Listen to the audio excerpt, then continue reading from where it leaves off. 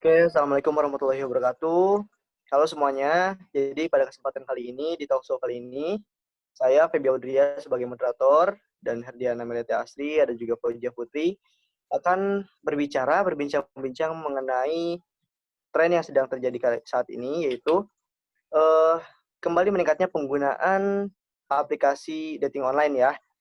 Jadi sudah kita tahu kan, kita tuh sudah pandemi COVID ini selama kurang lebih 1 tahun, dan banyak sekali kegiatan-kegiatan, kebiasaan-kebiasaan kita yang berubah.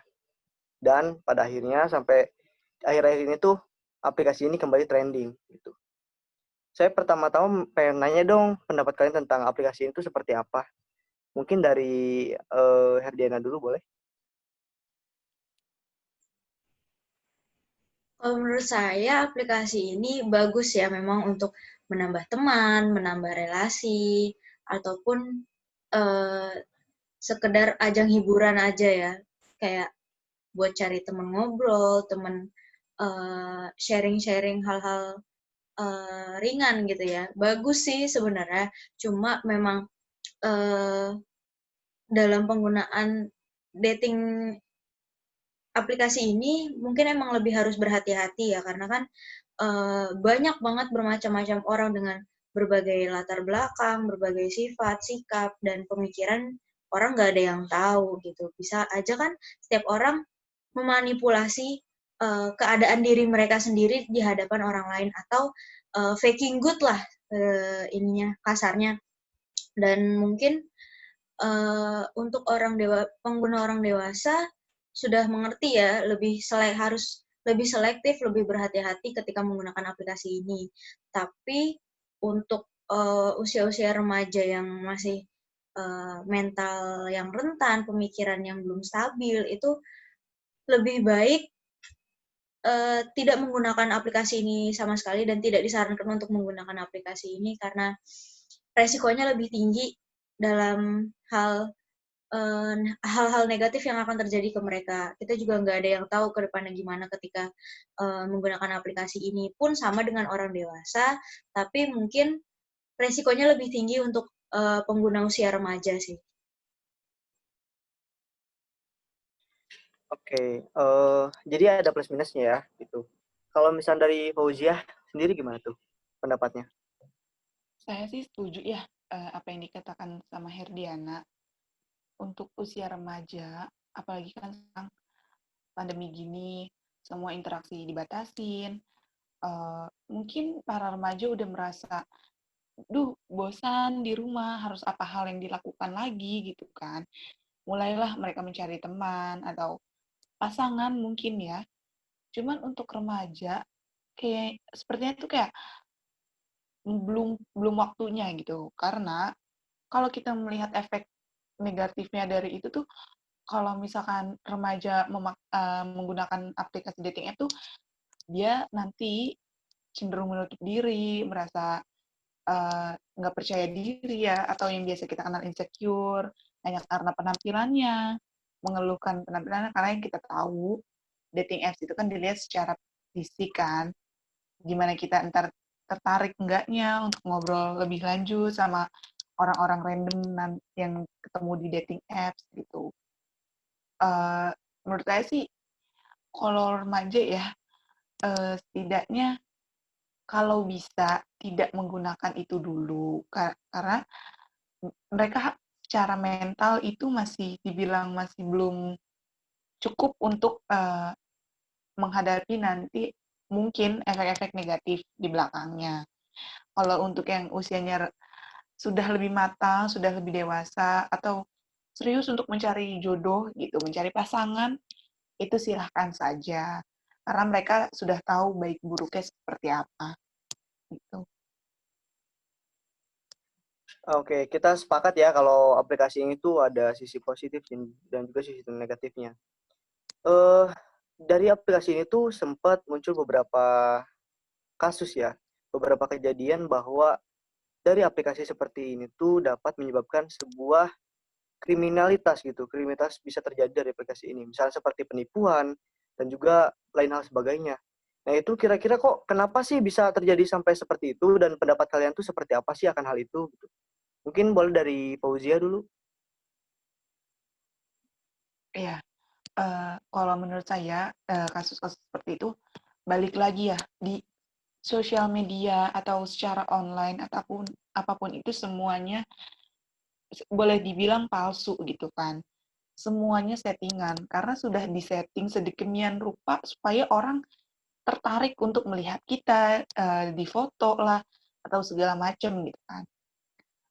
Tapi sampai ada peristiwa atau kejadian kriminalitas seperti itu, berarti itu udah tahap serius ya. Maksudnya seseorang ini berkenalan dengan orang asing itu udah tahap serius. Buktinya mereka sudah bertemu, udah ngobrolnya mungkin menurut saya nggak sekali dua kali ya.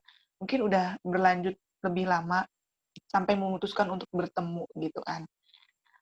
Balik lagi ya, jangan mudah percaya atau apapun itu yang ada di media sosial atau secara online gitu.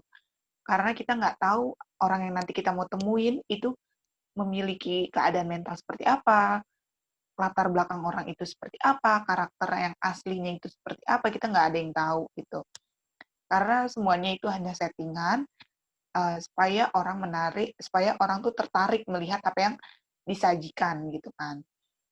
Kalau sampai ada yang kejadian seperti itu benar-benar berarti mereka kedua belah pihak ini tuh udah setuju untuk ketemu gitu. Makanya sebelum bertemu itu diperiksa dulu, di cross check dulu gimana orang itu gitu. Supaya pas kita ketemu nggak yang kaget atau ntar kita nggak ada yang tahu dia bisa melakukan tindak kejahatan gitu kan. Pesannya cuma satu, jangan gampang percaya, jangan mudah percaya gitu. Jadi intinya kalau sampai kejadian seperti itu sih mungkin dari pribadinya masing-masing yang kurang teliti, kurang hati-hati ya. Kalau menurut Ferdiana gimana tuh? Dengan adanya kejadian kayak gitu sih sangat disayangkan banget ya. Berarti penggunanya menyalahgunakan tujuan utama aplikasi tersebut gitu. Apalagi yang lebih sedihnya lagi banyak korbannya itu lebih perempuan ya. Dan perempuan yang dijadikan korban itu juga kebanyakan yang berasal dari daerah gitu, bukan dari yang berasal dari kota-kota besar. Dan kita tahu kalau di daerah-daerah kecil, apalagi daerah-daerah yang belum banyak memiliki pengetahuan tentang masa globalisasi seperti ini, itu memang lebih mudah untuk dijadikan target korban atas tindakan kriminal seperti penculikan, pembunuhan, bahkan ya memang hal seperti itu sangat sangat mungkin terjadi ketika memutuskan untuk menggunakan aplikasi seperti ini. Benar tadi kata Fauzia, karena kembali lagi ke pribadinya masing-masing ya. Mereka ini orang yang selektif atau enggak, orang yang jujur atau enggak, karena kan memang semua di dunia maya ini kita nggak tahu itu orang beneran menunjukkan sisi dirinya yang sebenarnya atau enggak, kan kita nggak ada yang tahu karena ya kita nggak berinteraksi secara langsung, kita nggak bertatap muka secara langsung, dan kita nggak melihat langsung bagaimana mereka keseharian mereka seperti apa, dan sosialnya mereka seperti apa, itu kita nggak ada yang tahu. Makanya disayangkan banget ya ketika pelaku menggunakan aplikasi ini untuk melakukan tindak-tindakan kejahatan sampai berujung kriminalitas yang berawal ketemu dan lama-lama jadi penculikan dan pembunuhan dan perampokan segala macam. Itu memang sangat disayangkan. Dan benar tadi kata Fauzia juga, pesan untuk kepada orang-orang yang ingin menggunakan aplikasi ini adalah lebih berhati-hati, jangan mudah percaya, dan lebih selektif sih sebenarnya gitu. Berarti ini PR bagi kita semua ya, kalau kita tuh harus mencari tahu tentang banyak hal ya, termasuk seperti hal-hal seperti ini gitu. Terakhir misalkan kita menyeberang ke tadi kan sisi negatif nih. Ternyata si aplikasi ini juga ada sisi positifnya untuk sebagian orang gitu. Bahkan yang berkenalan di aplikasi ini tuh sampai ada yang ke jenjang yang lebih serius gitu. Ya sampai bertemu, terus berteman baik, mungkin hingga ada yang menikah mungkin ya.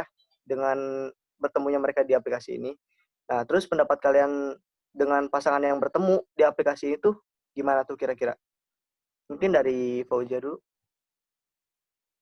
Kalau menurut saya sih berarti seseorang itu menggunakan dating apps-nya itu benar gitu ya. Dia memanfaatkannya dengan benar, dengan baik gitu. Mungkin tujuan awalnya mereka hanya mencari teman, tapi kan semua itu berjalan ya proses gitu kan. Kita nggak tahu prosesnya seperti apa, cuman kalau ditarik ulang mungkin dia awal kenalnya hanya dari dating apps gitu kan. Kalau sampai ada yang menikah sih itu bagus banget gitu ya. Berarti benar-benar menggunakan dating apps dengan baik gitu. Menurut saya sih itu apa ya, sisi positif yang bisa diambil juga gitu. Gimana kita mencari tahu latar belakang seseorang, kita berkenalan dulu, nggak semua yang tiba-tiba itu langsung, ayo kita kenalan dating apps, kita ketemu, kita menjalin hubungan, atau ke jenjang yang lebih serius, itu menurut saya nggak mungkin banget. Orang yang sampai menikah, yang berawal dari dating apps itu semuanya melalui proses gitu kan. Dan saya percaya kalau misalnya itu mereka menggunakan dating apps itu dengan baik dan benar gitu, mencari teman, mencari relasi gitu. Menurut saya sih itu sangat bagus ya, membantu orang menemukan pasangannya atau jodohnya gitu. Oke, itu berarti balik lagi ke lebih ke teliti, ikuti prosesnya dengan positif ya. Kalau menurut Herdiana gimana tuh akan hal itu? Semuanya udah bener ya apa yang dikatain Fauzia, semuanya udah disampaikan sama Fauzia gitu. Dan iya, itu juga menjadi salah satu contoh dari penggunaan aplikasi ini sendiri secara baik, secara maksimal, dan secara membenarkan tujuan sebenarnya dari aplikasi ini dibuat gitu.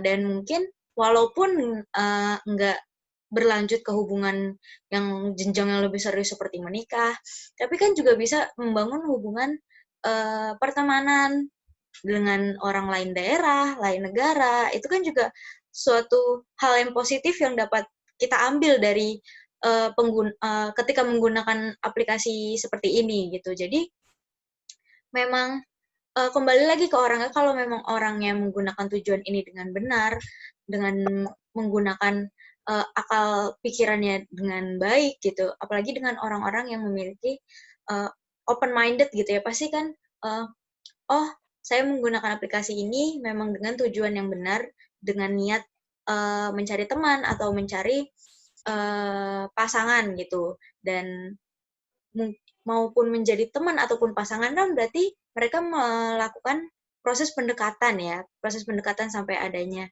bisa oh kita nyambung nih, kita nyaman, cara ngobrol kita sama. Itu kan yang bisa bikin kita sama-sama punya vibe yang positif ya. Makanya kembali lagi ke orangnya mau memiliki tujuan apa dan memiliki niat apa ketika menggunakan aplikasi seperti ini gitu. Oke, jadi kesimpulan yang dapat saya ambil, sebenarnya aplikasi ini tuh tidak sepenuhnya buruk dan tidak sepenuhnya juga baik gitu. Tinggal tergantung bagaimana dari pribadinya masing-masing. Itu menggunakan aplikasi ini dengan baik ataupun tidak gitu ya. Tapi PR untuk kita ke depannya, kita harus lebih hati-hati lagi jika ingin menggunakan aplikasi seperti ini. Harus lebih hati-hati, harus lebih teliti lagi untuk mendapatkan hasil yang memang sebagaimana harusnya dari aplikasi ini gitu ya. Oke, buat teman-teman, terima kasih ya buat pendapat-pendapat yang sudah diberikan. Terima kasih juga buat waktunya. Sampai jumpa di lain kesempatan. Terima kasih. Assalamualaikum warahmatullahi wabarakatuh.